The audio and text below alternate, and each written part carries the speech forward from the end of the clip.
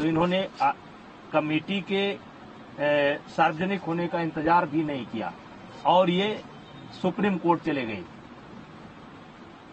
और एक कोई नया मामला लेकर के भी गए हैं और सुप्रीम कोर्ट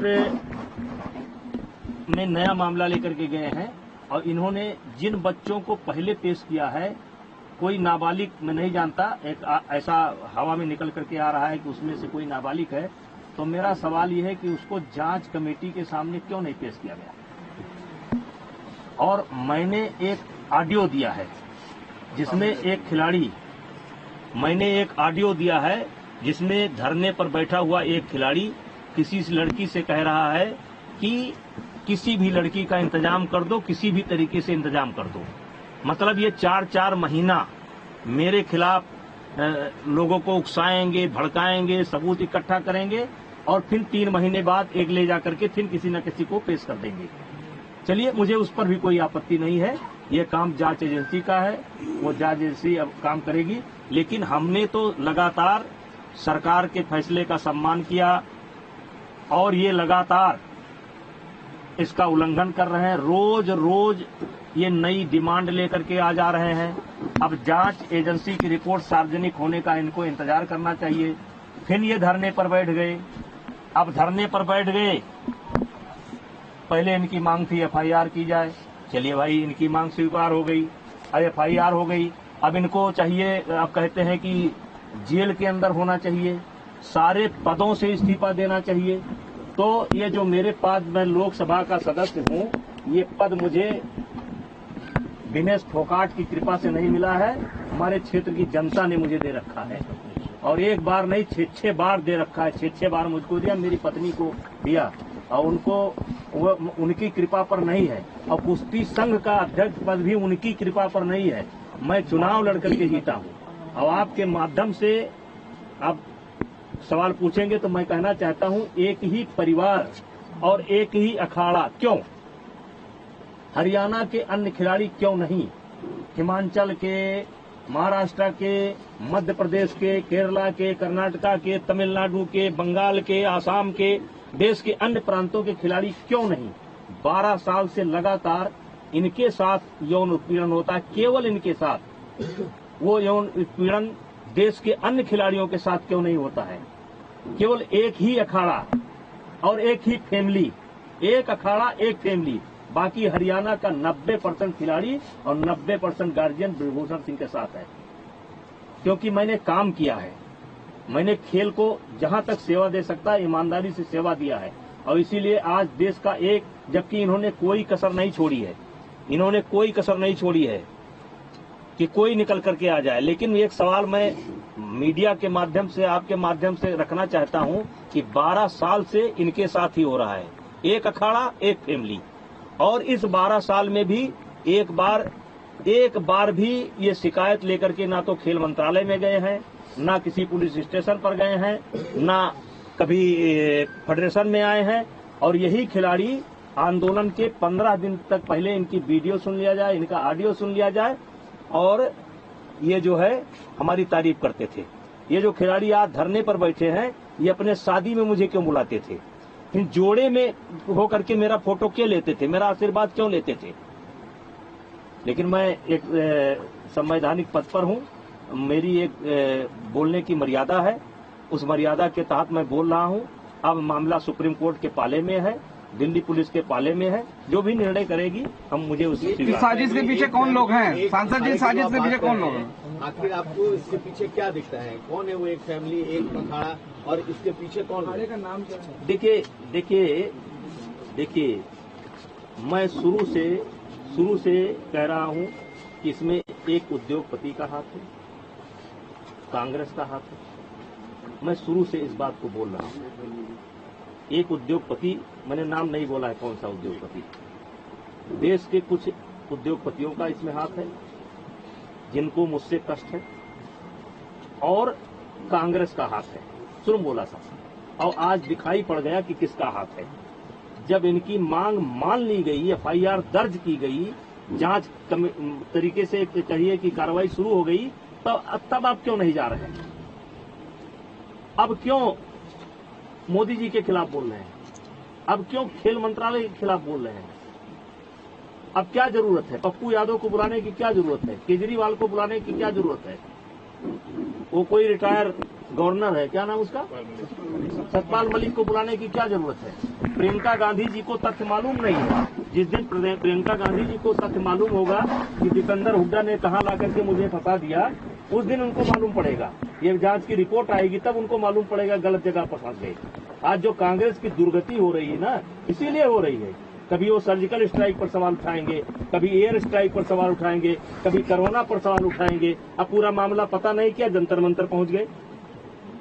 जांच का इंतजार कर लेते, दिल्ली पुलिस की रिपोर्ट का इंतजार कर लेते, तब जंतर मंतर पहुंचते। राजनीतिकरण हो रहा है, आम आदमी पार्टी पहुंच रही है। ये राजनीतिकरण शुरू से, मैं तो फर्स्ट डे से कह रहा हूं कि ये खिलाड़ियों का धरना नहीं है, ये कुछ षड्यंत्रकारी लोग हैं जो हमारी पार्टी को नुकसान पहुंचाना चाहते हैं, जिसमें मुझे मोहरा बना रहे हैं।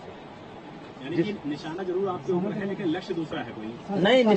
निशाना हमारे ऊपर है, हम बहाना है, निशाना और है, और निशाना आ रहा है। आज देख लिए, जैसे जांच कमेटी पर आपने कैसे सवाल खड़ा कर दिया।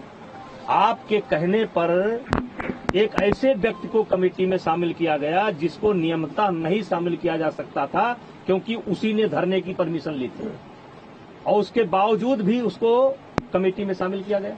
आपको लगता है सरकार झुकती चली गई है इन लोगों के साथ? यही वजह है कि मांग बढ़ती चली गई। अब देखिए, मैं सब चीजों पर नहीं बोल सकता। मामला सुप्रीम कोर्ट में है और सुप्रीम कोर्ट के संज्ञान में है और पुलिस के निगरानी में है। मैं बहुत कुछ नहीं बोल सकता। सांसद जी, आप इस बात का दबाव कही थी कि आपने जो ऑडियो थी वो ऑडियो किसको दी है? वो जो खिलाड़ी की ऑडियो, जांच कमेटी को। कौन खिलाड़ी था ये कोई जरूरी है भाई? जांच कमेटी को दे रखी है। वो लड़कियों से बात करता है कि भाई देखो, कोई लड़की बात कर लो, कोई लड़की, किसी भी तरीके से कोई लड़की ले आओ, और ले आए।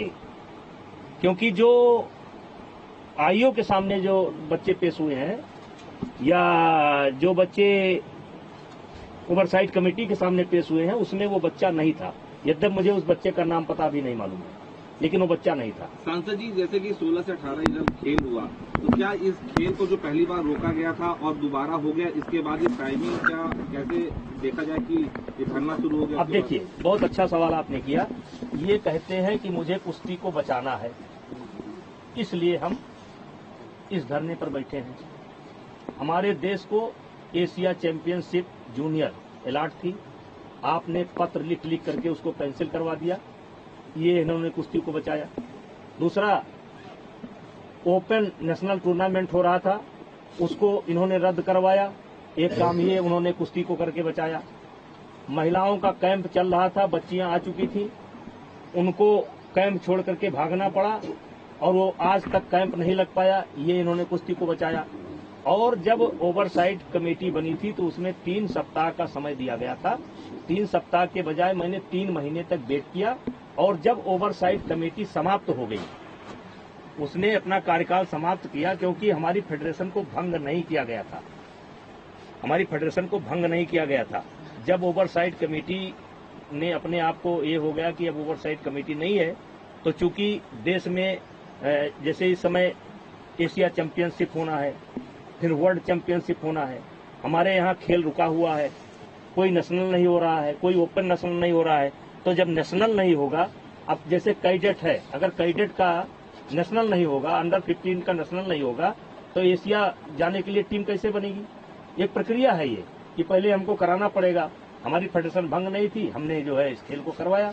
अब ये खेल को करवाया तो हमने भाई हरियाणा के खिलाड़ी लड़े, बहुत बड़ी संख्या में लड़े, बच्चे मेडल लेकर के गए। मैंने कोई मेडल सेरेमनी नहीं की, मैंने कोई मेडल सेरेमनी नहीं की। मैं कभी अखाड़े पर नहीं गया, मैं जो है बैठ करके अपनी कुश्ती को देखता रहा। कुश्ती देखने का अधिकार मुझको भी है। हरियाणा की कई बच्चियां मेरे पास आईं कि सर मुझे फोटो लेना है। हमने कहा बेटा आज फोटो खिंचाओगे और कल इसी फोटो पर मुकदमा लिखाओगे। उन्होंने कहा नहीं सर मुझे तो लेना ही लेना है। फिर उनकी मां निकल करके आ गई, सर मुझे लेना ही लेना है। फोटो ले गए, और उसके बावजूद भी मैं मेडल सेरेमनी नहीं किया। लेकिन ये कहते हैं कि मुझे खेल को बचाना है, तो खेल को बचाना है तो नेशनल को बंद कर देना है।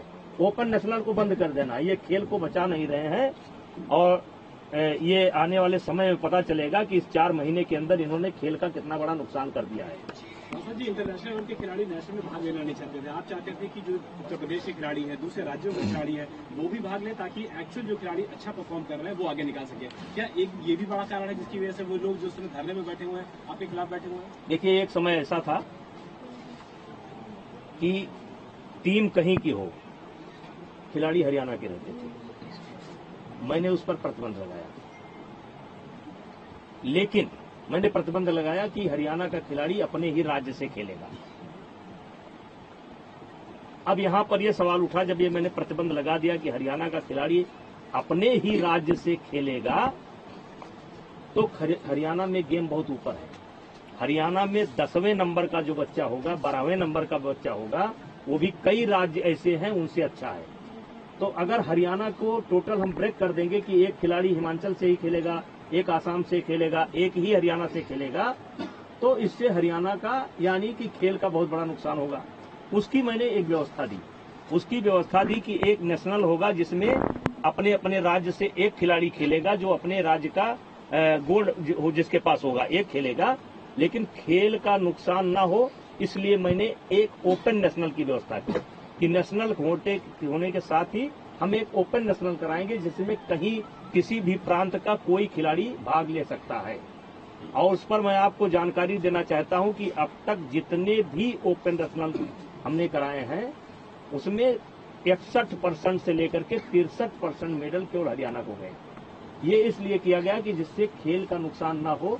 अगर हम एक ही खिलाड़ी खिलाएंगे और हरियाणा का खिलाड़ी, अब हरियाणा का खिलाड़ी भी जब अन्य राज्यों से खेलता था तो पैसा देकर के खेलता था, चोरी से खेलता था, गलत सर्टिफिकेट बना करके खेलता था, रहता था हरियाणा का, कहता था मैं झारखंड का हूँ, मैं उत्तराखंड का हूँ। वो सब व्यवस्था मैंने समाप्त किया और खेल का नुकसान ना हो इसलिए मैंने एक ओपन नेशनल जिसमें कोई भी लड़ सकता है उसकी व्यवस्था दी, जिससे हमारा खेल कायम है। अब सवाल ये उठता है कि एक पहले हमारे देश में ओलंपिक के लिए यदा कदा कोई जो है मतलब क्या कहते हैं कोटा लेकर के आता था। तो उस समय हमारे यहाँ नियम था कि जो खिलाड़ी अपना कोटा लेकर के आएगा वही खेलने के लिए जाएगा। आपको याद होगा कि नरसिंह यादव वर्ल्ड चैंपियनशिप में के माध्यम से